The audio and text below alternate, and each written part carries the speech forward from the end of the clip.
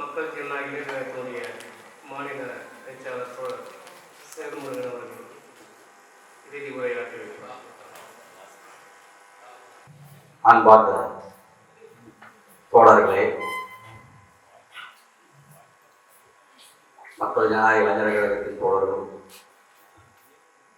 நமது அழைப்பை ஏற்று வந்திருக்கிற அத்தனை தோழர்களுக்கும்,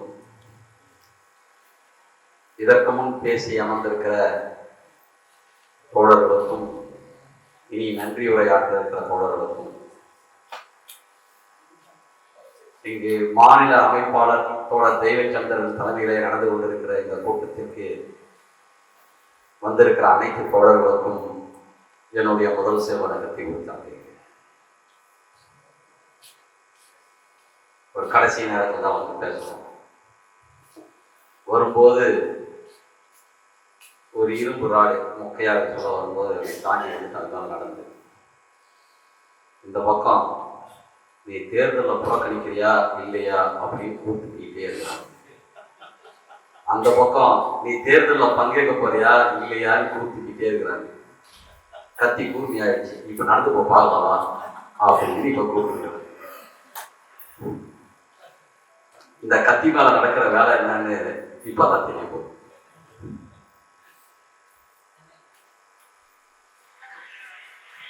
இதை 3 பிரிவாக பிரித்துக் கொள்கிறேன். ஒன்று, இங்கே வைத்திருக்கக்கூடிய கோரிக்கை பற்றியது. இது பொதுமக்களுக்கு எப்படி இது சேர்க்க போகிறோம், இந்த ஜனநாயக கோரிக்கையா இல்லையா, அது எப்படி மக்களை இது பின்னே அரவணைப்பது, மக்களை எப்படி அணி திரட்டுவது, ஒரு கம்யூனிஸ்ட் கட்சியின் பின்னால் ஒரு ஜனநாயக கோரிக்கையை வைத்து எப்படியெல்லாம் திரட்ட முடியும் என்ற அடிப்படையில் இந்த கோரிக்கையை வைத்திருக்கிறோம் என்ற அடிப்படையில் முதல் ஒன்று.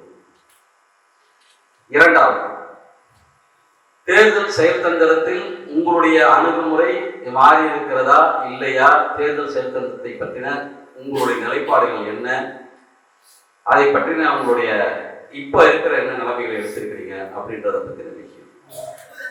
மூன்றாவது, பாசிச செயல்தந்திரத்தில் உங்களுடைய நிலைப்பாடு என்னவாக இருக்கிறது, இதை எப்படி அதோடு பொருத்துகிறீர்கள் என்ற பாசிச செயல்தந்திரத்தை பற்றி. இந்த 3 கோணங்களிலிருந்தும் இந்த கேள்விகள் எழுப்பப்பட்டிருக்கிறது.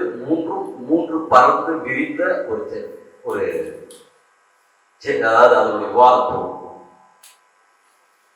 இத்தனைக்கும் சுருக்கமா பதிலளிக்க தான் முயற்சி பண்ண முடியும். அதுல இருந்து நான் அளிக்கிறேன், ஆனா தொடரணும். ஏன் அப்படி சொல்றேன்னா, மணி 7:15. எனக்கு 6 மணிக்கு கொடுப்பாங்கன்னு நினைச்சேன், 7:15 கைக்கு வந்து சேர்ந்துருக்குது. முதல் விஷயம், இந்த தேர்தல் சீர்திருத்தத்தை பற்றி நீங்கள் இயக்கம் எடுத்திருக்கிறீர்களே, இது எந்த அடிப்படையிலிருந்து எடுக்கப்பட்டது?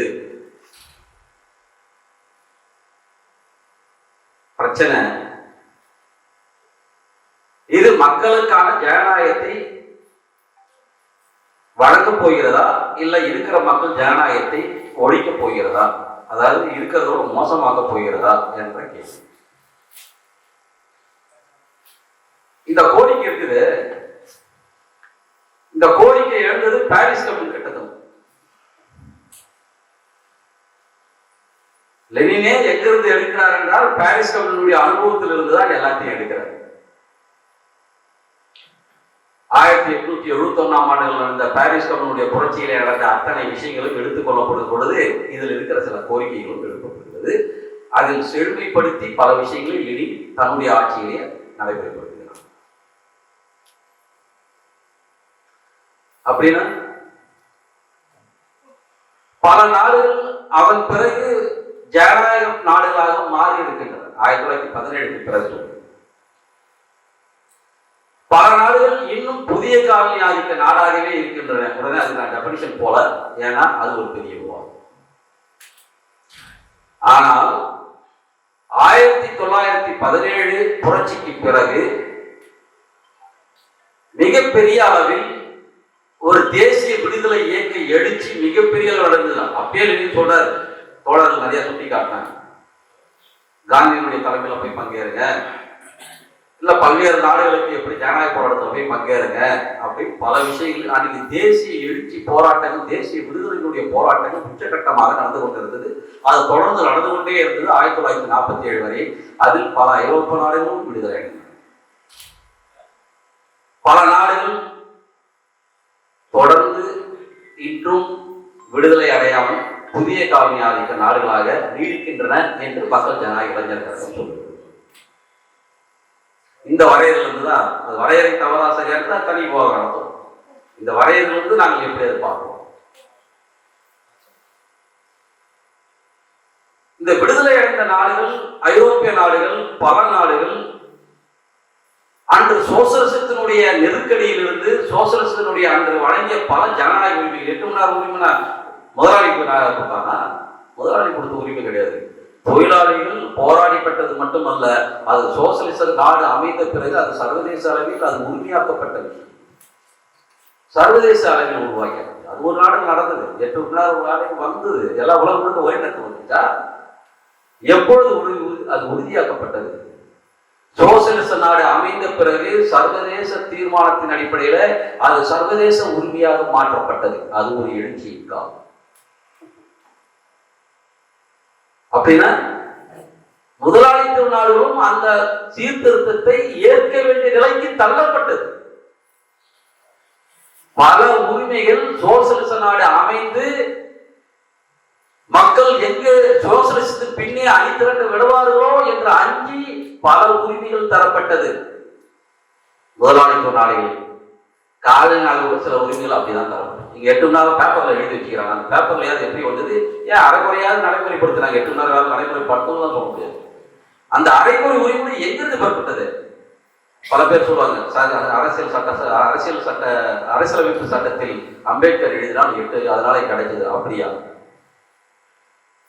சர்வதேச தொழிலாளி வர்க்கம் ஒரு சோசலிச அரசு அமைந்ததனுடைய நெருக்கடியின் விளைவாக எப்படி சமூகம் உலகம் முழுவதும் இருக்கக்கூடிய பல நாடுகளில் அது சீர்திருத்தங்களாகவோ உரிமைகளாகவோ எப்படி பெறப்பட்டது என்ற பின்புலத்தில் இருந்துதான் இதை பார்க்கிறோம்.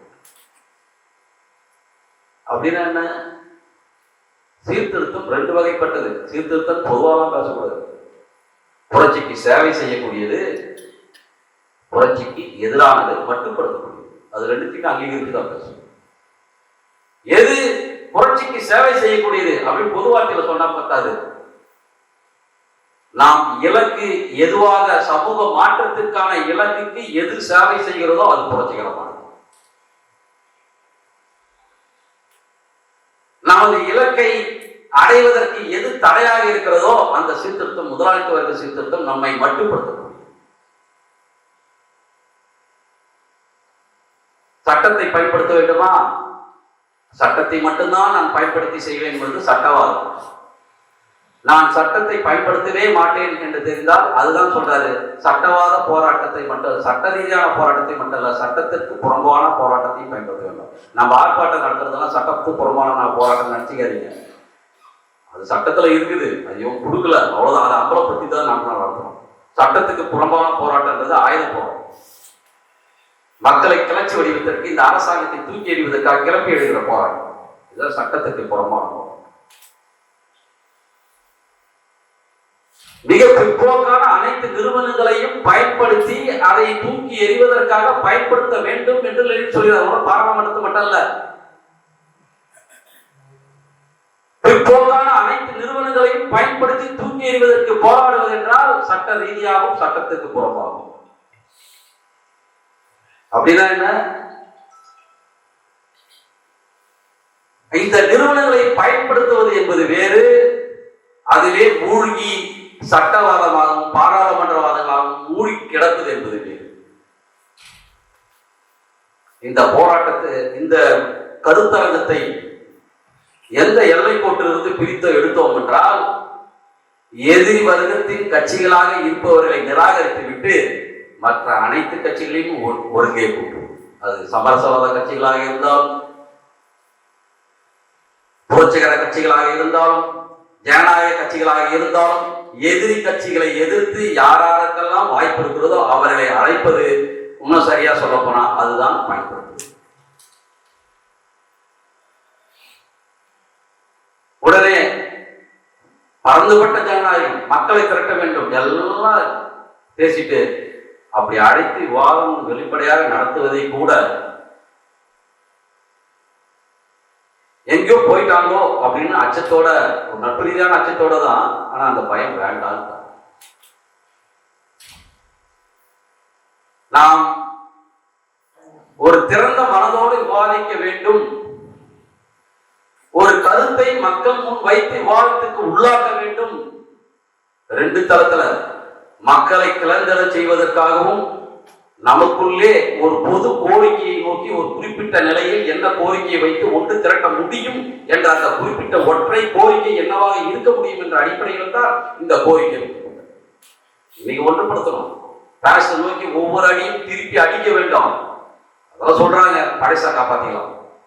அந்த நிலை உடன்பாடு இல்லை. படைசு இருப்பதற்கு காரணமே அதனுடைய அடித்தளம் தான்.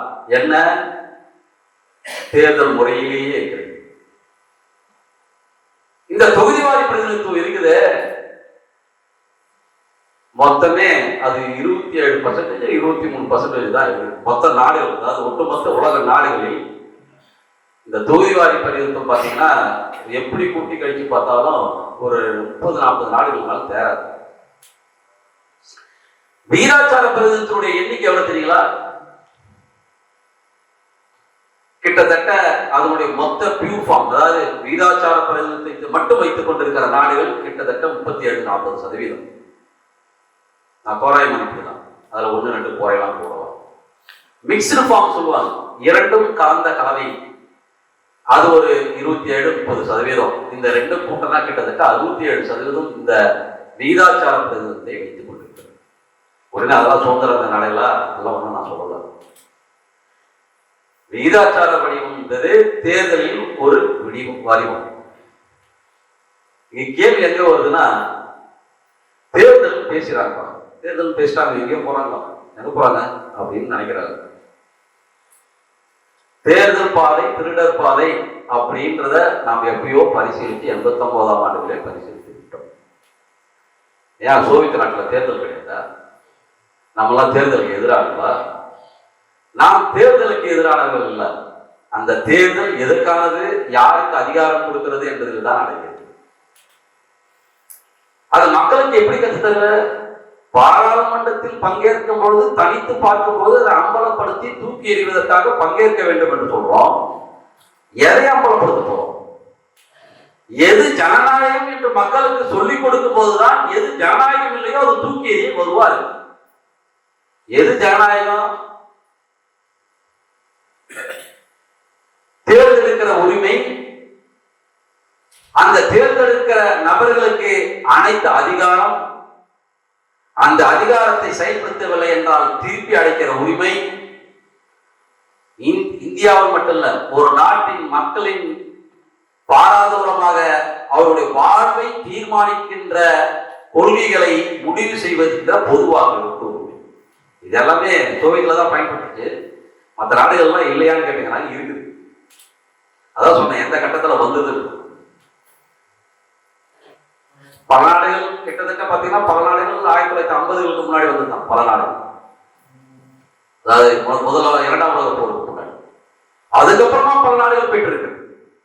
அது அந்த நாட்டினுடைய எழுச்சி, அதனுடைய அரைக்குறை ஜனநாயகம், அதனுடைய போராட்டம், அதில் சேர்ந்து சில உரிமைகள் பெறப்பட்டிருக்கிறது. முழுசாக முடிச்சாட்டுது அப்புறம்.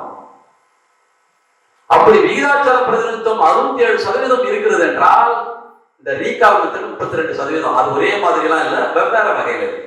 ஆனால் இதெல்லாம் விவாதிக்கப்பட்டது. அந்த ரீகால் எப்போ வந்ததுன்னா 1871 பிரெஞ்சு புரட்சியில, பாரிஸ் கம்யூன் புரட்சியில கிடைச்சது. அதுக்கப்புறம் அது பல்வேறு இடங்களில் பல்வேறு வகையாக இப்படி சொல்லலாம். நம்ம இந்தியாவில் இருக்கு தெரியல ரீகாலு சொன்னா நம்புவீங்களா? சில மாநிலங்களில் பஞ்சாயத்து உறுப்பினர்களை, அதாவது பஞ்சாயத்து தேர்தல் இருக்கிற பஞ்சாயத்து, அந்த நகர இதுல இருக்கிறவங்க, கிராம பஞ்சாயத்து தலைவர்களை திரும்ப பெறுவதற்கான சில இடங்களில் மட்டும் இருக்கிறது. முன்னே உரிமை வந்துச்சு நான் சொல்றோமா? அப்படிலாம் சொல்லலாம். சரிங்க, இந்த விவாதம் இந்தியாவுக்குள்ள நடக்கவே இல்லையா? ஆளுவர்கத்துக்குள்ளே நடந்துருக்கு. ஏன்? அது ஒரு வகையான நிர்பந்தம் தான். 2000 ஒரு கமிஷன் போட்டாங்க, ஜீவன் ரெட்டி கமிஷன். 2001 தமிழ்ல அதுக்கப்புறமா 1970வது தேர்தல் சீர்திருத்தத்துக்குன்னே ஒரு கமிஷன். அதுல சொல்லப்படுது விகிதாச்சார பிரதிநிதித்துவ முறையை கொண்டு வரலாம், சோதனை முறையில் 25% கொண்டு வரலாம். அதாவது இப்ப இருக்கிறதுல முக்காவாசி ஏற்கனவே இருக்கிறதும் ஒரு 25% இந்த விகிதாச்சாரமா இந்த சீட் ரேஷியோவா அதுக்கு படி வச்சுக்கலாம். ஜெர்மன் மெத்தட், ஜெர்மன் இந்த மெத்தட் தான் வச்சுக்கணும். கலப்பு மெத்தட், MMP2 மிக்ஸ்டு டிபார்ட்மெண்ட். இந்த அடிப்படையில் வரலான்னு ஒரு பேசுறாங்க. அதுல 2001க்கு பிறகு அப்படியே தூக்கி போட்டாங்க, மறைச்சிட்டாங்க. ஏன்? அது அவங்களுக்கு எதிராகவே இருக்குது. 2001ல எப்போ வந்தது? அப்போ ரீகால் மெத்தட் பேசப்பட்டிருக்குது. அதே இதுல எதுக்காக? ரீகாலை பொறுத்தவரை மொத்தமா நான் செய்ய முடியாது, மொத்தத்துக்காக கொடுக்கல, பஞ்சாயத்துக்கு மட்டும் நம்ம பயன்படுத்திக்கலாம், பஞ்சாயத்து எலெக்ஷன்ல ரீகால் மெத்தட் வைக்கலாம் அப்படின்னு பேசப்பட்டு உடனே ஜனநாயகம் வந்துச்சுன்னு அர்த்தமா? பல்வேறு ஜனநாயக கோரிக்கைகள் இதெல்லாம் ஒரு அம்சம். நாம் விகிதாச்சார பிரதிநிதித்துவத்தை இருக்கிற தேர்வு முறைகளில் முதலாளித்துவ ஜனநாயகத்தில் ஆக சிறந்த வடிவம் முதலாளித்துவ ஜனநாயகம். அப்ப சோசியலிசம் கத்தர மாட்டீங்களா? தனியா கத்துருவாங்களா? சோசியலிசத்தை எப்பொழுது கத்துருவாங்கன்னா இதோட இடைச்சுதான் கத்துத்தர முடியும்.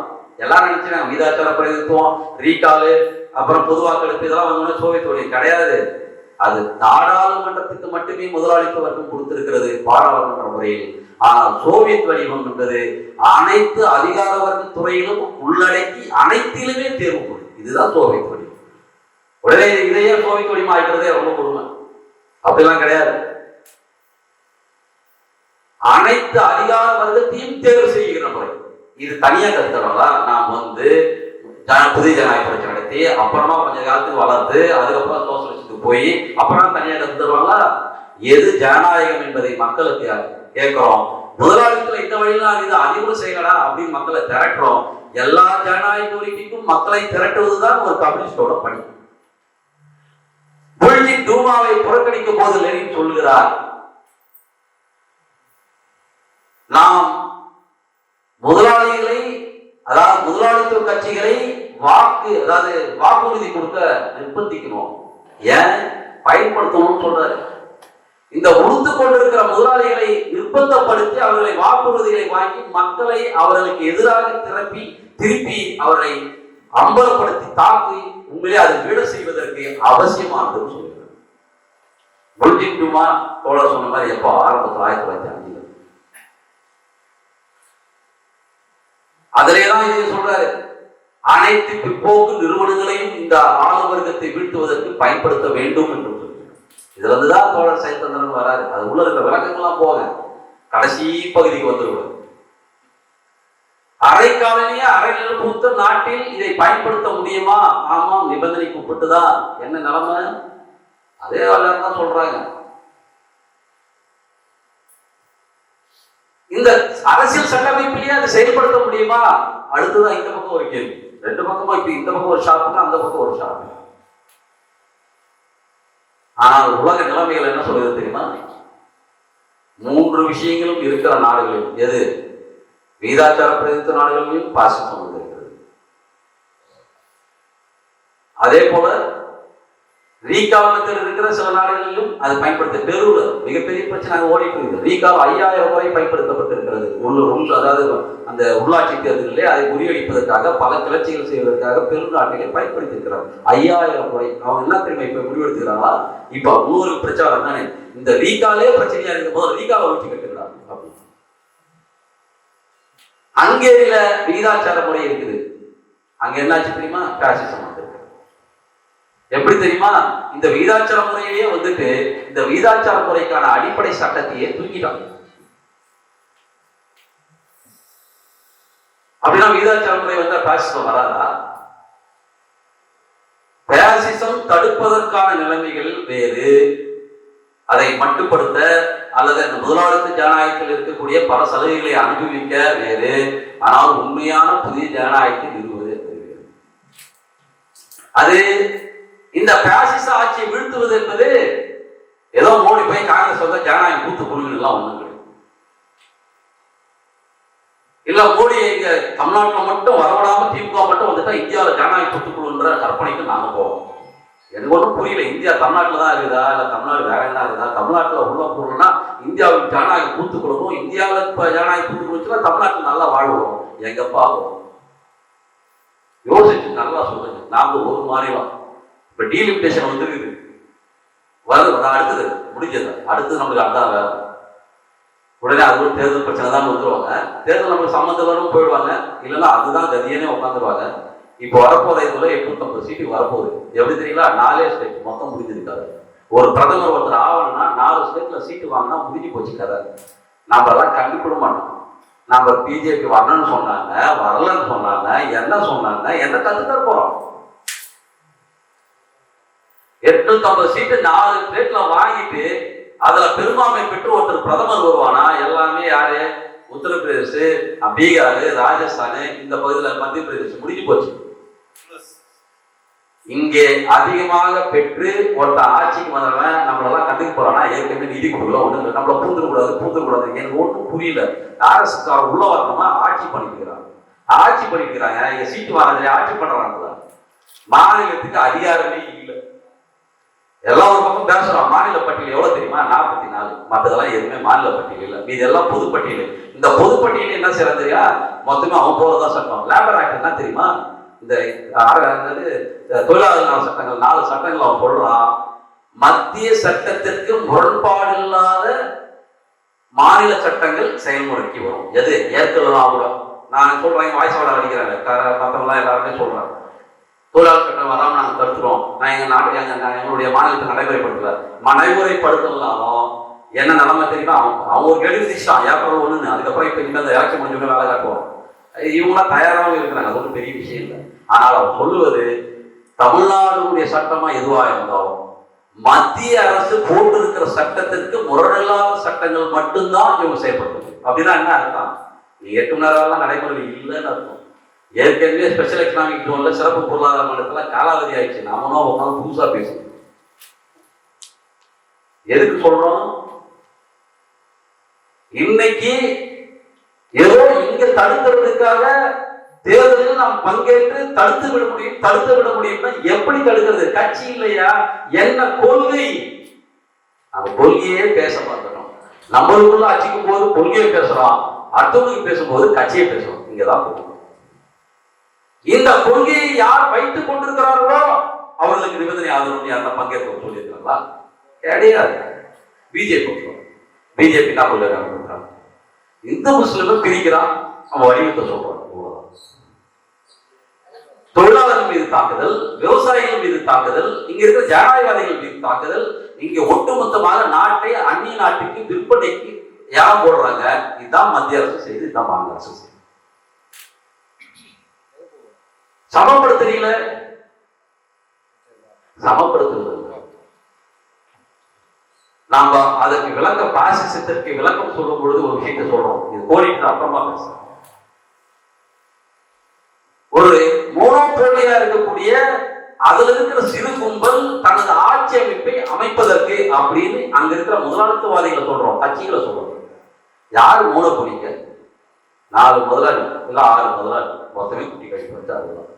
இந்த முதலாளியை எதிர்த்து எந்த கட்சி இருக்குதுன்னு சொல்லுங்க.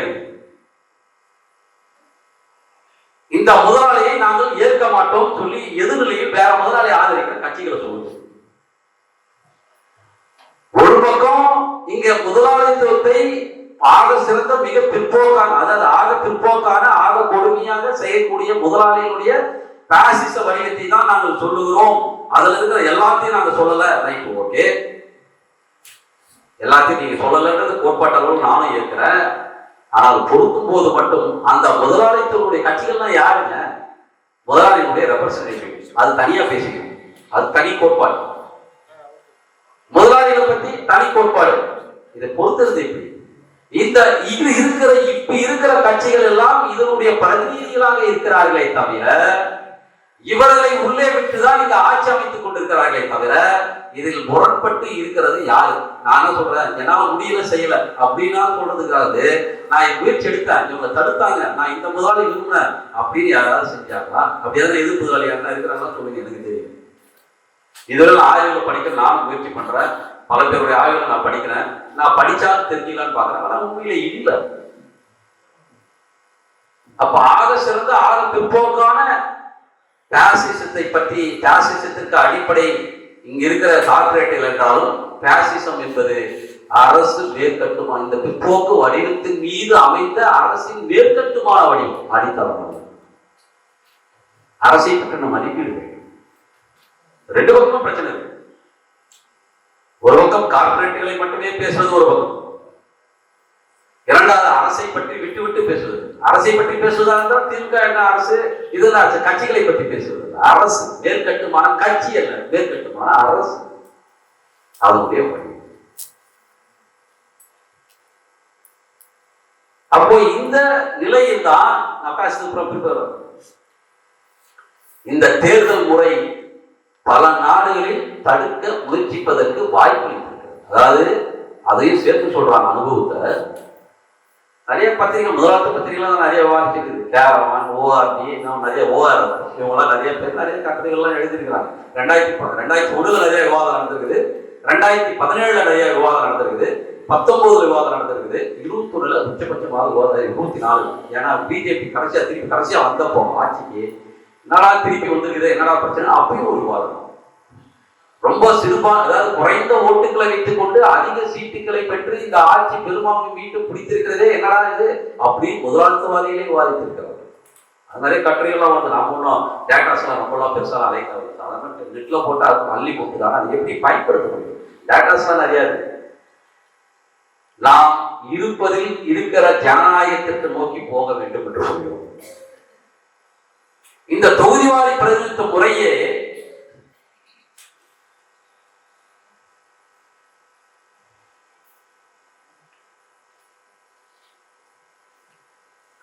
இந்த தொகுதிவாரி பிரதிநிதித்துவ முறையே சிக்கல் என்னன்னா, இந்த சிறு கும்பல் ஆட்சி அமைவதற்கு வாய்ப்பாக இருக்கிற ஒரு முறையாக இருக்கு. அது அமெரிக்காலையும் தான் இருக்குது, இங்கேயும் அதிகா இருக்குது, எல்லா இடத்துலையும் தான் இருக்குது. கூடுதலாக சில இடங்கள்ல அமெரிக்காவுக்கு சில முறைகள் வைத்திருக்கிறார். அது முதலாளித்துவ முறை, ஒரு சுதந்திர முதலாளித்துவ, அதாவது ஒரு சுதந்திர நாடாக இருக்கிறது. பிரிட்டன்லையும் இதே முறைதான் வச்சுட்டு இருக்கிறான். அது வேற ஒரு இதுல இருக்குது. அவனும் சுதந்திர முதலாளித்துவ நாடா இருக்கிறான். அவன் பொதுவாக்கெடுப்பு வச்சுக்கிறான். அமெரிக்கால ரீகால், அதாவது மாகாணங்களில் ரீகால் வச்சுக்கிறான். இப்படி சில முறைகள் செனட்ல அதிகாரம் வச்சுக்கிறான். நம்மளுடைய பாராளுமன்றத்திற்கு அதிகாரம் இருக்கிறதா என்று கேட்டால், நீங்க உள்நாட்டில் செயல்படுத்துற அதிகாரம் தான் இருக்குது, உள்நாட்டில் திட்டங்கள் போடுவது தான் அதிகாரம் இருக்குது. வெளிநாட்டோடு, அமெரிக்காவோடு, ஏகாதிபத்தியங்களோடு, இங்க அந்நிய கார்பரேட்டுகளோடு என்ன வகையான உறவை வைத்துக் கொள்ள வேண்டும் என்று தீர்மானிப்பதற்கு எந்த அதிகாரமும். இது ஏதோ நானும் புதுசா ஒன்றும் சொல்லலை. சாம்னா சேட்டர்ஜி 123 ஒப்பந்தத்துல, அணுசக்தி ஒப்பந்தத்திலே பேசி ஊர் உலகம் முழுக்க அம்பலப்படுத்தி விட்டுட்டார். அது அவர் தெரிஞ்சே தெரியாமலே விட்டுட்டார். என்னது 123 ஒப்பந்தம் செல்லுமா செல்லாதா என்று 123 ஒப்பந்தத்தின் மீது வாக்கெடுப்புடன் கூடிய விவாதம் நடத்த வேண்டும் என்று கோரிய போது உங்களா அதெல்லாம் அதிகாரம் இல்லை, சும்மா கேட்காது, அவங்க வச்சுக்காரு, சும்மா கேட்காது, ஒன்றும் அந்த அதிகாரமே கிடையாது, வேலையை போய் அப்படின்னா. அரசியலமைப்பு சட்டத்திலே அந்த அதிகாரம் இல்லை. அவன் கைது போட்டதானே செயல்பட்டு தான் அவன் அதிகாரம். நீ எப்படி செயல்பட்டு வேலையை பார்ப்போம் அப்படின்னா, பாராளுமன்றம் இந்த நாட்டின் தலைவிதியை தீர்மானிப்பதற்கான உரிமையை, அதுவும் இறையாண்மை உரிமையை நமக்கு அளிக்கவில்லை என்றார். இன்னைக்கு நம்ம இறுக்கி பிடித்துக் கொண்டிருக்கிற கார்பரேட் அதிகாரத்தில் இருந்து எல்லா சட்டங்கள் எல்லாமே நமக்காக இந்த இருக்கிற அம்பானி அதானிக்காக புரண்டப்படுவதற்காக போடப்பட்டது மட்டும் என்று நினைக்கிறீங்களா? இவர்களுக்கு நிதி மூலதனம் வழங்கிய, இவர்களை கட்டுப்படுத்தக்கூடிய அதானி பயிற்சி சொல்வதே யார் கட்டுப்படுத்தினா நிறைய பேருக்கு தெரியும். நான் அதை பெரிய அளவு விளக்க வேண்டிய அவசியம் இல்லை. அதானி பயிற்சி படிக்கலாம், வீட்டு போய் நெட்ல படிக்கலாம். அந்த நிதி மூலதனத்தை கட்டுப்படுத்தக்கூடிய அதிகாரத்தை இன்று அமெரிக்கா ஏகாதிபத்தியம் வைத்துக் கொண்டிருக்கிறது. அதோடு சேர்ந்து பல ஏகாதிபத்தியங்கள் இன்று அதுக்கு தகுந்த மாதிரி, ஆனால் தீர்மானிக்கக்கூடிய அதிகாரம் அமெரிக்காவுடைய அளவுக்கு போய்கொண்டிருக்கிறது. ஒவ்வொரு விஷயமாக இதை இந்த இறையாண்மையை நமக்கு தீர்மானிப்பதற்கு பாராளுமன்றத்தில் ஒரு அதிகாரம் இல்லை. இதை அம்பலப்படுத்தி தூக்கி எறிய வேண்டுமா, இல்லை அதோடு சேர்த்து இணைக்க வேண்டும். நாங்கள் பங்கேற்று சோசியலிச படைப்போம், புதிய ஜனநாயகத்தை படைப்போம், அந்த அளவுக்கு நாம் பேச வேண்டியது இல்லைன்னு நினைக்கிறோம். அப்படிலாம் நம்ம என்னைக்கு நம்ம சொல்லும் போது அப்படி எதுவும் இல்லை. அது எல்லாருமே கிட்டத்தட்ட எல்லாருக்கும் தெரிஞ்ச விஷயம் தான். ஆனால் எதை அம்பலப்படுத்த போகிறோம்? சரி, பாராளுமன்றத்தில் பங்கேற்பது தேர்தல் என்பது செயல் தந்திரம் அப்படின்னு சொல்லியாச்சு. சரி, செயல் தந்திரம். அப்புறமா ஒரு பக்கம் நிரந்தர பங்கேற்புக்கு கூப்பிடுறாங்க, இன்னொரு பக்கம் நிரந்தர புறக்கணிப்பு கூப்பிடுறாங்க. அப்புறம் எது செயல் தந்திரம்? செயல் தந்திரத்தின் நிலைமைகள் எந்த காலத்தில் எப்படி வாய்ப்பு இருக்கிறதா? ரெண்டு விஷயம். ஒரு புறநிலை மட்டும் தீர்மானிப்பதல்ல, அகநிலையும் தீர்மானிப்பது. அது என்ன புறநிலை அகநிலை? சமூகத்தினுடைய எழுச்சி நிலை, நிர்பந்தம், அதனுடைய பிற்போக்கான தன்மை, அல்ல பாராளுமன்றம் அரசியல் வழியில் காலாவதி ஆக்க வேண்டிய நிலைமை, இதெல்லாம் புறநிலைமை. அகநிலைமை நாம ஓட்டு போடும் சொன்னா 1,00,000 பேர் இல்ல, தோழர் மஞ்சளா தோழர் ஆர்மியா சொன்னாங்க. நாம ஓட்டு போடும் சொன்னா நீங்க விகிதாச்சார பதிவுக்கு வந்தானே, ரீகால் வந்தானே, எது வந்தானே, இன்னும் சொல்ல போனா இந்த ரீகால் மெத்தட் வச்சுக்கிட்டே பாசிசம் வந்ததுலாம் ஜெர்மன்ல வந்துச்சு ஒரு விவாதம் நடத்திக்கிறாங்க. அப்புறம் ரீகால் வேணாம் நடத்தினா எது வந்தாலும் மக்களை திரட்டினாதான் சாதிக்க முடியும். இது ஜனநாயக வடிவம். ஆனா வடிவத்தை எங்கே நீங்க சாதிக்க முடியும் என்றால் நீங்கள் மக்களை திரட்டினால்தான். நீங்க பங்கேற்குன்னு சொன்னா 1,00,000 பேர் போறதுக்கு ஓட்டு இல்லை. நீங்க புறக்கணிக்குன்னு சொன்னா எவனும் புறக்கணிக்கிறதுக்கு ஆள் இல்லை. நாம தான் வீட்டுல போய் உட்காந்துப்போம் புறக்கணிக்க. இதுக்கு பேர் புறக்கணிப்பு இல்லைங்க. புறக்கணிப்பதற்கும் மக்கள் இல்லை, பங்கேற்பதற்கும் மக்கள் இல்லை. அதை திரட்டுவதற்கான வடிவத்தை தவிர நாம் மேற்கொள்வது அதுதான் அகநிலை. அகநிலையை தயார் செய்து மாற்றத்தை உருவாக்குவதற்கு வேற வழி என்ன? அடுத்தது எங்க தெரியல. அகநிலையில புறநிலையில போய் வரட்டுவாதத்துல சிக்கிறது மட்டும் இல்ல, அகநிலையில போய் அதோட மோசமா தாராளவாதத்துல போய் கலக்கி போறது இதே ரொம்ப போகுது. வேற வழி இல்லை. என்ன செய்யுது? அவங்க முன்னாடி போய் தூங்கி கிடக்கு. இதுதான் வேற வழி இல்லைன்னா மக்களை திரட்டு. ஒரு கம்யூனிஸ்ட் கட்சி தன்னுடைய அடித்தளத்தை உருவாக்க வேண்டிய தொழிலாளர்கள், விவசாயிகள், ஜனநாயக சக்திகள், மாணவர்கள், அவர்கள் பின்னே போய் மக்களை திரட்டி நீ புறக்கணிக்கிறியா இல்ல பங்கேற்கிற என்பது வழி. அதெல்லாம் கொள்கை. அதாவது அதுதான் அடிப்படை கொள்கை இல்லை, அந்த கொள்கையை நடைமுறைப்படுத்துகின்ற ஒரு வழிமுறை. அந்த வழிமுறையை நாம் கொள்கைக்கு அறமானம் வைக்கிறது நிலைமைக்கு வந்துகிறது. இந்த நிலைமையாவது குறைஞ்சபட்சம் நாம போய் அம்பலப்படுத்துறதுக்கு நான் முடிவு எடுக்கணும், உள்ள போய் அம்பலப்படுத்த நம்மளுக்கு வழி இருக்குதா? அவங்க சொல்றாங்க, இந்தியாவுக்குள்ள கொடுத்த ரிப்போர்ட் சொல்லுது, நான் கூட சொல்லல. அவங்க சொல்றாங்க பெரும்பான்மையான நேரங்கள் கிட்டத்தட்ட அவங்க சொல்றது 67-70% நேரங்களில் அது பெரும்பான்மையாக யார் முதலாளிகளோ, யார் பெரிய கார்பரேட் இதுகளோ, இல்ல யார் செல்வம் படைத்தவர்களோ, அதிகாரம் படைத்தவர்களோ அவர்கள் தான் நிக்கிறாங்க, அவங்க தான் நிக்க வைக்க முடிகிறது. இதுவரையில் வந்த 75 ஆண்டு கால அனுபவம் என்று சொல்றது. நான் சொல்ல அன்னைக்கு கொடுத்த 2000 கொடுத்த அறிக்கையில சொல்றேன். பெண்களுக்கு கூட பிரதிநிதித்துவம் இல்லை. எங்க விகிதாச்சார பிரதிநிதித்துவம் இருந்ததோ அந்த தான் பெண்களுக்கான பிரதிநிதித்துவம் இருக்குது. அதுவும் அந்த ரிப்போர்ட்ல சொல்லுது. ரிப்போர்ட்லாம் நல்லா சொல்றாங்க, யார் செய்யறது? அப்ப இது விகிதாச்சார பிரதிநிதித்தின் மூலமாக பங்கேற்று நாம் இதை மாற்றி அமைக்க முடியும் அப்படின்றதுக்காக நான் இங்க தேர்தலில் பங்கேற்புன்னு சொல்லலாம். விகிதாச்சாரத்தில் பங்கேற்பது என்பது நாம் அங்கேயும் போய் குரல் கொடுக்க வாய்ப்பு இருந்தால் போய் குரல் கொடுப்பதற்கு கூட வாய்ப்பை ஏற்படுத்தும் தான் சொல்லணும். பாசிசத்தை முறியடிக்கும் அப்படின்னு நான் சொல்லல. பாசிசத்தை முறியடிப்பதற்கு கூட என்ன அனுபவம், உலக அனுபவம் எல்லாவற்றையும் இந்த பத்திரிகைகள் சொல்லுதுன்னு சொன்னனே. எங்கே மூன்றும் இருக்கிறதோ அங்கதான் அந்த வழிமுறையும் இருக்கிறது. தடுத்ததுக்கான வாய்ப்புகளும் அங்கேதான் இருக்குது. அங்க கூட சில நேரங்கள்ல இல்ல. அதோட 2-3 வகையை ஏற்படுத்தியிருக்கிறாங்க. Double election method. அதாவது 51% வரணும் ஓட்டுல, 51% வரலைன்னா அதுக்கு மீண்டும் second round system, 2 round system சொல்றோம், த்ரெஷோல்டு சிஸ்டம் சொல்றான். நிறைய சிஸ்டம் அவனும் விவாதிச்சுட்டு இருக்கிறான். அவனது தலைமை தான். பல நாடுகளில் சம்பந்தமா பல பிரான்ஸ் ஒரு விவாதம் நடத்துது. இன்னொரு பக்கம் இவங்க ஜெர்மனி ஒரு விவாதம் நடத்திட்டு. இப்ப அந்த பெரிய விவாதம் போயிட்டு இருக்குது, எப்படி எல்லாம் தடுக்கிறது. ஏன்னா அங்க முன்னர் ஹிட்லர் இருந்த கட்சி, அந்த ஹிட்லர் கட்சி இப்ப பெரிய அளவுக்கு மீண்டும் அதே ஸ்லோகனை வச்சு வளர்ந்து வருது. அதை தடுப்பதற்கான பல்வேறு வழிமுறைகள் விவாதித்துக் கொண்டிருக்கிறார்கள். நாம் சொல்லுகிறோம், இந்த முதலாளித்துவம் இருக்கும் வரையில் இந்த ஏகாதிபத்திய கார்பரேட் தன்னுடைய ஏகாதிபத்திய மேலாதிக்கத்தை நிறுவும் வரையில் இதை மீண்டும் மீண்டும் வந்து போவது தவிர்க்க முடியாது. அது நாம் சோசலிசத்தை நோக்கி போக வேண்டும். ஒரு உண்மையிலே ஒரு மாற்றத்தை உருவாக்க வேண்டும். அதை முதலாளித்து வீழ்த்த வேண்டிய பிரச்சனையோடு சம்பந்தப்பட்டது. விவாதத்தை நேரம் நம்ம வீழ்த்த முடியுமா? நேரம் சோசலிஸ்டுக்கு போயிட முடியுமா? அவன் முதலாளித்தோடு செலுத்துவது சம்பந்தப்பட்டதான். நேரம் சோசலிஸ்டுக்கு போயிட முடியுமா? ஆனா இங்க அப்படி ஒரு விவாதம் நடத்துது. ஆனா அவங்க நடத்துறவங்க கூட ஜனநாயக முறை பற்றி தான் பேசிக்கிறாங்க. சோசலிஸ்ட் கம்யூனிஸ்ட் சிஸ்டத்தை எப்படி உருவாக்குவது, அதுல என்ன செய்யறதுலாம் விவாதிக்கிறதுல பேரு மட்டும் சோசலிஸ்ட் புரட்சிக்கு வச்சிருவாங்க. ஆனா சோசலிஸ்ட் புரட்சிக்கான கோரிக்கை ஒண்ணுமே வைக்கப்பட்டது. இது விவாதத்து நாடா மாறி போச்சு. அடுத்தது நான் சோசலிஸ்ட் தான் போனோம், இங்க எங்கேயுமே எதுவுமே கிடையாது, முதலாளித்துக்கு முந்தைய உற்பத்தி முறையெல்லாம் கிடையாது அப்படின்னு சொல்லி இன்னைக்கு வச்சு இன்னைக்கு சோசலிஸ்டுக்கு மாற்றத்துக்கான திட்டத்தை தவிர வார்த்தையை மட்டும் வைத்துக் கொண்டிருக்கிறாங்க. இதுதான் நீங்க முறைப்பாடு. இதெல்லாம் திறந்த வெளியில் விவாதிக்க வேண்டும், மக்கள் மத்தியில் விவாதிக்க வேண்டும். இதெல்லாம் ஒளியும் அறிவுனா இருக்கு. தோழர்கள் நிறைய பேர் விமர்சனம் இருந்தது. நான் உண்மையிலே சொல்ல போனா ஒரு கத்தியை பட்ட தீட்டி அந்த கத்தி மேல் எப்படி நடப்பது என்று கற்றுக்கொள்வது அவசியம். ஏன்னா அதுதான் சரியான திசையை நோக்கி நம்ம ரெண்டு கருத்துக்கள் வந்து போகணும். மஞ்சளா தோழர் உண்மையில நிறைய கேள்விகள் எழுப்பிட்டு போயிருக்காரு. அவருக்கு சிபிஐ இருக்கிறார். உண்மையில பல கேள்விகள் ஆரோக்கியமான கேள்வி. பல தோழர்கள் கேள்வி பாலத்தோழரும் நிறைய எழுப்புறாரு, பழனி தோழர் எழுப்புறாரு, தியாக தோழர் கடைசியில் நிறைய கேள்விகள் எழுப்பிட்டு போயிருக்காரு. இதெல்லாம் பதில் சொல்ல கடமைப்பட்டிருக்கிறோம். இதை ஒத்த வரையில இங்க ஒரு மீட்டிங்ல நடந்து முடிக்க முடியுமா? இதை இப்பயே காவல்துறையில இருந்து பணவோலை கொடுத்து முடிச்சாங்க. பணவோலை வந்துருச்சு. அதான் சொன்னேன், எல்லா நேரமும் முடிஞ்சு போச்சு. குறுகிய நேரத்தில் பேசுற இடத்துல இருக்கு, அதில் முடிக்கிற இடத்துல இருக்கிறோம். கொடுத்த கிட்டத்தட்ட ஒரு 4 நாளுக்கு காலம் பேசிக்கிறேன், முடிக்கிற இடத்துல இருக்கு.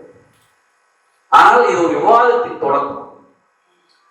2 விஷயத்தை தெளிவுபடுத்த விரும்புகிறேன். ஒன்று, இந்த ஜனநாயகத்துக்கான கோரிக்கையை மக்கள் மத்தியிலேயே வைத்து ஒரு முதலாளித்துவ கோரிக்கை கூட நடைமுறைப்படுத்த முடியாத ஒரு நாடாக இருக்கிறது என்பதை அம்பலப்படுத்துவதும், ஒரு வீதாச்சாரப்படுத்தி வந்துட்டு உடனே ஜனநாயகம் வந்துச்சு, இது ஜனநாயக நாடா மாறிச்சு அர்த்தமா? ஒவ்வொரு ஜனநாயக கோரிக்கை இருக்குது. ஒரு ஜனநாயக கோரிக்கை பொறுத்தவொடனே எல்லாம் முடிஞ்சிச்சு அர்த்தம் இல்லை. அதே போல நாம் சொல்றோம் பாசிச அரசுன்னு. பாசிசத்தை ஆன் ப்ராசஸ், அதாவது பாசிசத்தை உருவாக்கி அதை நடைமுறைப்படுத்தி கொண்டிருக்கிற அந்த போக்கில் இருக்கிறது அப்படின்னு சொல்றதுனாலே மோடி பாஸ் ஆக்கிங்கன்னு சொல்றோமா? ஒரு கேள்வி. நாம் எழுதுவது என்பது அந்த போக்கை நம்ம விமர்சனப்படுத்துகிறோம். அதில் உயர்த்தப்பட்ட தீர்மானிக்கிற விஷயமாக மாறும்போது அந்த போக்கிய ஒரு அடித்தளமாக விமர்சிக்கிறோம். எப்படி மோடி பாசிச ஆட்சி அப்படின்னா இது ஆன் ப்ராசஸ் தானே. ஆன் ப்ராசஸ்ல நம்ம ஏன் மோடி பாசிச ஆட்சின்னு சொல்றோம்? மோடி பாசிசத்தை நடைமுறைப்படுத்தி கொண்டிருக்கிற இல்ல நடைமுறையோடே செய்து கொண்டிருக்கிற ஆட்சின்னு நம்ம சொல்ல முடியுது. அது அப்படிதான் சொல்ல முடியும். அது போலதான் இன்று மாநில அரசை ஆண்டு கொண்டிருக்கிற அதே அம்பானி அதானி முதலாளிக்கு அகல திறந்து விட்டு எல்லாத்தையும் நடைமுறைப்படுத்தி கொண்டிருக்கிற இந்த நிமிஷம் ஒரு 8 மணி நேரம் நாங்கள் லேபர் லாவை அமல்படுத்த மாட்டோம், நாங்கள் தொழிலாளர் சட்டங்களை அமல்படுத்த மாட்டோம் என்ற கோரிக்கையை வைக்காத ஒரு மாநில முதலமைச்சர் தான் இருக்கிறார். மோடி எடுத்து வந்த எந்த கொள்கையாவது எதிர்த்திருக்கிறார் என்றால் 3 மொழி கொள்கை, 2 மொழி கொள்கை தவிர. இந்து முஸ்லீம் பேசுறாரு, ஆனா ஆரிய திராவிடம் பேசுகிறார். இந்து முஸ்லீம் போட்டு முஸ்லீம் சிறைவாசிகள் உள்ளாகிறாங்க. பல கேள்விகள் இருக்கு. இதெல்லாம் பயன்படுத்துறாரு. ஹிட்லர் செக்குலரிசம் பேசிதான் வந்தார், ஆனால் பாசிசத்தை நடைமுறைப்படுத்தினார். ஹங்கேரி இந்த விகிதாச்சார பிரதிநிதித்துவ முறையை தான் பயன்படுத்தி வந்தது, ஆனால் பாசிசத்தை நடைமுறைப்படுத்தினார். அதே தூக்கி போடுது. அதனால் நாம் அடுத்தடுத்த கட்டத்திற்கான முதலாளித்துவ ஜனநாயகத்தை என்ன இருக்கிறது என்பதை பற்றி பேசிக் கொண்டிருக்கிறோம். வீராச்சார பிரதிநிதித்துவம் வேணான்னு சொல்லல, ரீகால் மெத்தடு சோவியத்துல இல்லாம இல்ல, பொது வாக்கெடுப்பு ரஷ்யால தோழர் சொல்றாரு, பாஸ்கர் தோழர் சொல்ல போறாரு, அதேதான் லெனின் பின்பற்றியதுதான் பொது வாக்கெடுப்பு முறை. ஆனால் அதில் கூட சில நாடுகள் இன்று பின்பற்றி வந்திருக்கிறது என்றால் அதை செயல்படுத்து என்று நிர்பந்திப்பது அவசியம். அதுதான் லெனின் சொன்னார். ஒவ்வொரு முறையும் சொல்கிறார்கள். என்ன விஷயம்னா இருக்கிறதை பயன்படுத்தி அந்த இடத்தை முழுப்பது, அப்படிதான் பயன்படுத்துவது என்ற இடத்தில் தான் எல்லாருக்குமே பிரச்சனை. அதை சொல்லி முடிக்கலாம். ஏன்னா பாசிசத்தை பற்றி ஒரு நீண்ட விவாதம் நடத்த வேண்டியது, அது ஒரு தனி போகும்.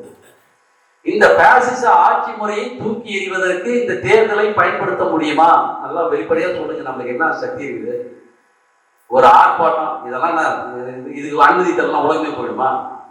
நம்ம போய் நீங்க கிட்டத்தட்ட ஒரு 5000 பேர் திரட்டினா கதி கலந்து நிற்கும். கருத்து உருவாக்க வேண்டிய இடத்துல இருக்கும். மக்களை கருத்திலே கொண்டு போய் சேர்க்க வேண்டிய இடத்துல நீதிமன்றத்தை பயன்படுத்துகிறோம். இன்னைக்கு கருத்து சேர்க்க வேண்டிய இடத்தில் நாம் உட்கார்ந்து கொண்டிருக்கிறோம்.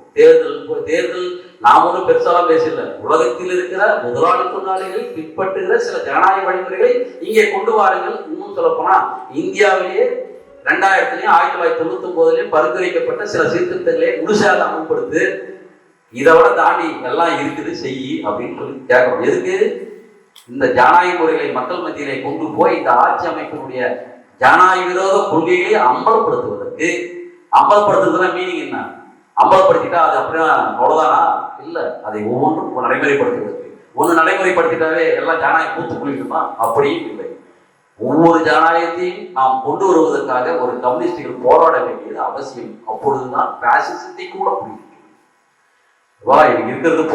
இருக்கிறது போதும் அப்படின்னு நம்ம என்னைக்குமே சொல்ல. பிரச்சனை தேர்தல் வழிமுறையிலேயே, இந்த தேர்தல் முறையிலேயே அதனுடைய பாசிச தன்மை குடிக்கொண்டு இருக்கிறது. இந்த ஆட்சி அமைப்பு 2024 2014 தொடங்கி 2024 வரையும் அதனுடைய பெரும்பான்மை ஒரு 35% வாக்குகளை வைத்துக் கொண்டு 52% அளவுக்கு இன்னைக்கு சீட்டை வைத்துக் கொண்டிருக்கு. இதோட வேற என்ன?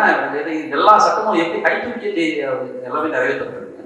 80% சட்டங்கள் பாராளுமன்றத்தில் விவாதிக்கப்படாமலேயே, இன்னும் சொல்லப்போன நிலைக்குழுக்கு அனுப்பாமலேயே 70% வாக்கு நிறைவேற்றது. 80% கிட்டத்தட்ட எந்த ஜனநாயக வழிமுறையிலும் பாராளுமன்றத்தில் பின்பற்றப்படாமலேயே ஒரு சட்டங்களை, பாசிச சட்டங்களை ஈற்றிருக்கிறது என்றால் அதற்கு அடிப்படை அவனுக்கு கிடைத்த பெரும்பான்மை.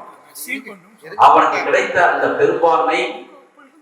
அந்த பெரும்பான்மையை எப்படி அவர்கள் பயன்படுத்தினார்கள், அதற்கு அடிப்படை இந்த தொகுதிவாரி பிரதிநிதித்துவ முறையிலே இருக்கிறது. அதை அடித்து நொறுக்க வேண்டும் என்று சொல்லுவோம். அதற்கு இந்த ஜனநாயக வழிமுறைகளை வைக்கிறோம். இது இப்படியெல்லாம் உருவாக்கி இருக்கிறது, இப்படியெல்லாம் செஞ்சிருக்கிறது. இதைதான் இந்த ஜனநாயகத்துக்கான கோரிக்கைகளை வைப்பதாலேயே நாம் ஒரு சீர்திருத்த பாதையை மேற்கொண்டு விட்டோம் என்றல்ல. ஒவ்வொரு திருப்பத்திலும் பாசிசத்தினுடைய ஒவ்வொரு அடியிலும் அதனுடைய அடிநாதமாக அதுக்கு உதவி செய்கின்ற அனைத்து அம்சங்களையும் அடித்து நொறுக்கி வீழ்த்துவதன் மூலமாகத்தான் நாம் உருவாக்க முடியுமே தவிர, நாம் இருப்பதை அப்படியே கட்டி காப்பாற்றுவதோ அல்லது இந்த சீர்திருத்தங்களுக்கெல்லாம் போராடுவதாலேயே, இன்னும் சரியா சொல்ல போனா மக்களை திரட்டுவதற்கான ஜனநாயக வழிமுறைகள் எல்லாம் சொல்வதாலேயே, இது முதலாளித்துவம் நாடாளுமன்ற முறை ஜனநாயகத்தை கூட வைத்திருக்கவில்லை என்று அம்பலப்படுத்துவதாலேயே, இரண்டு பக்கமும் என்ன செய்ய போறன்ற பிரச்சனை இல்லை. நீ எதனா செய், பங்கெடுக்கிறது நான் சொல்றேன், இல்ல பங்கெடுக்கிறது சொல்றாங்க, புறக்கணிக்கிறது இந்த கட்டத்தில் நீ வந்த வழி இல்லை அப்படின்னு சொல்றேன். நான் ரெண்டுமே செய்ய முடியாது, ரெண்டுத்துக்கும் வக்கு இல்லை, நம்மளுக்கு மக்களை திரட்டுகின்ற நிலைமையில தான் நாம் இருக்கிறோம், அவ்வளவுதான் நம்மளுடைய சக்தின்னு சொல்றோம். இப்ப நான் எல்லாமே ஆட்சியை எதிர்த்து இல்லையா? எல்லாமே ஆட்சியை எதிர்த்து தான். மக்களை திரட்ட இருக்கிறது ஆட்சியை எதிர்த்து இல்லையா? நீங்கள் பங்கேற்பதா புறக்கணிப்பதா என்று நிலைமைகள் புறநிலையும் அகநிலையும் தீர்மானிக்கிறது என்றால், எதை நீங்கள் எதற்காக புறக்கணிக்க போகிறீர்கள், எதற்காக நீங்க பங்கேற்க போகிறீர்கள் என்ற கேள்விதான் மிக முக்கியமானது. பங்கேற்க போறோம், புறக்கணிக்க போறோம், புரட்சிக்கா இல்ல. உடனே மோடியை வீழ்த்தி பாசிட்டு நீங்க ஒப்பந்தம் போட போறீங்களா? அதுவும் இல்லை, பங்கேற்கல, ரெண்டுமே கிடையாது. ஆனால் இங்க கேள்வி, நாம் மையமான கேள்வி, மக்களை அரசியல் ரீதியாக அரசியல் படுத்துகிறோம். அது உண்மையிலே அடுத்த கட்ட ஜனநாயகத்திற்கு எது தேவையோ அதை மக்கள் மத்தியிலே பிரச்சாரமாக மேற்கொண்டு அவர்களை திரட்டுகிறோம் என்ற வடிவத்திலிருந்து தான் நாம் இதை செய்கிறோம். இந்த அடிப்படையில் நாம் ஒரு விவாதத்தை தொடங்குவதற்காக இதை தொடங்கி இருக்கிறோம். ஆகவே தோழர்களே, ஒரு நீண்ட அளவுக்கு விவாதிக்க முடியல. ஏன்னா ரொம்ப தோழர்களும் அவர் பாவம் ரொம்ப கஷ்டப்பட்டு தான் போறாரு. 7 மணி வரைக்கும் தான் அனுமதி. கிட்டத்தட்ட எல்லா டைமும் சாப்பிட்டதுனால நான் வேற வழி இல்லை. இதை மீறி தான் நம்ம பேசியிருக்கோம். அவர்கள் நான் உண்மையிலே மன்னிப்பு கேட்டுக்கிறோம். அவரோட சங்கடத்தை ஏற்படுது. ஆனால் இதெல்லாம் மீறி தான் செய்ய வேண்டியிருக்கிறது. ஆகையால் தோழர்களே, இது ஒரு தொடக்கம். விவாதிப்போம். நாம் மக்களை திரட்டுகின்ற போது பல்வேறு கருத்து மோதல்களோடு சரியான கருத்தை வந்தடைவதன் போது இப்படிப்பட்ட ஜனநாயக இயக்கங்களை எல்லாம் ஒன்று சேர்த்து நாம் விவாதிப்பதற்கு தேவை என்ற அடிப்படையில் எங்கள் கருத்துக்களை, எங்களுடைய பரிந்துரையை உங்கள் முன்னே வைத்திருக்கிறோம். இதில் சரி தவறுகளை விவாதித்து சரியானதை வந்தடைவோம். ஆனால் இதில் முக்கியமான மையமான பிரச்சனை, நாம் மக்களை திரட்டுவது என்ற அடிப்படையிலிருந்து அதை செய்வோம். வெறும் கோட்பாடு மட்டுமல்ல, மக்களை திரட்டுகின்ற செயல் வடிவத்தையும் கணக்கில் எடுத்துக்கொண்டு இதை செய்ய வேண்டும். அனைவரும் விவாதிக்க அடுத்தடுத்த நிலையில் தயாராக வேண்டும் என்ற அடிப்படையில் இந்த கூட்டத்தை நடத்தி கொண்டிருப்பதற்கு வந்திருந்த அனைத்து தோழர்களுக்கும் என்னுடைய நன்றியையும் அதே போல வாழ்த்துக்களையும், அடுத்தடுத்த கட்டத்திற்கு அத்தோழர்கள் எல்லாரும் விவாதிக்க மக்கள் மத்தியிலே போய் இதை கொண்டு சேர்க்க வேண்டும் என்ற கோரிக்கையும் வைத்து என்னுடைய உரையை முடிக்கிறேன். நன்றி.